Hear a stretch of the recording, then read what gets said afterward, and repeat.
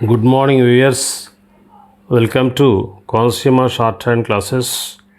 Get ready. 5 seconds. Start. Dear friends, I am very glad that we are all meeting here on this happy occasion, and I am also glad that I am asked to address you. Now that you are all conferred with degrees, I wish you success in your life. At present, there is a great complaint that the universities are failing to produce able young men and women who can serve the country without self interest.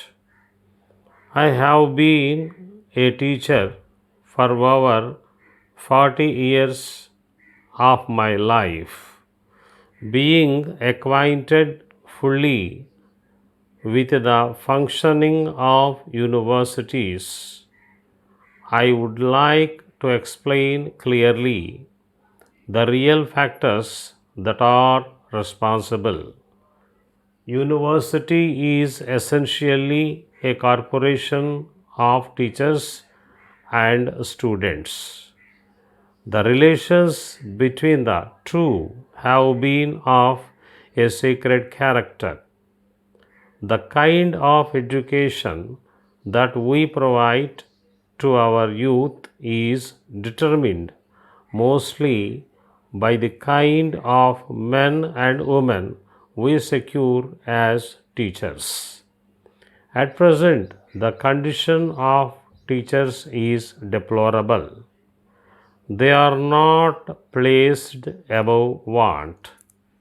The university teacher should be so paid as to enable him to live in comfort if he is to devote himself to learning, teaching, and research.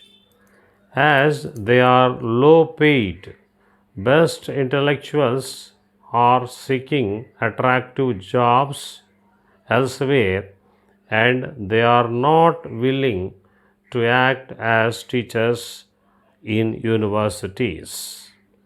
Every attempt should be made to draw a good number of able persons into the teaching profession. I hope the university service will become as attractive as the All India services, for that is the only way to recruit and retain some of the ablest persons for the universities. It is also necessary to select such of the persons as teachers who have love for the subject they have to handle. Securing of a few able teachers is not sufficient. Their number must be proportionate to the number of students. The accommodation in colleges is insufficient. A classroom which can normally accommodate 30 students have now to accommodate 5 times the normal number of students.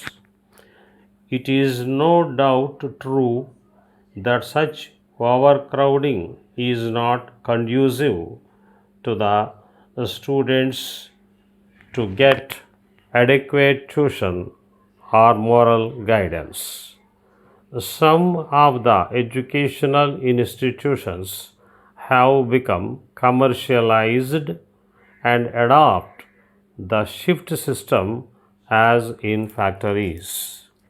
These circumstances do not allow students to express themselves, that is, to take part in games, etc., and to have real contact with the teachers, which is much better than a long course of study.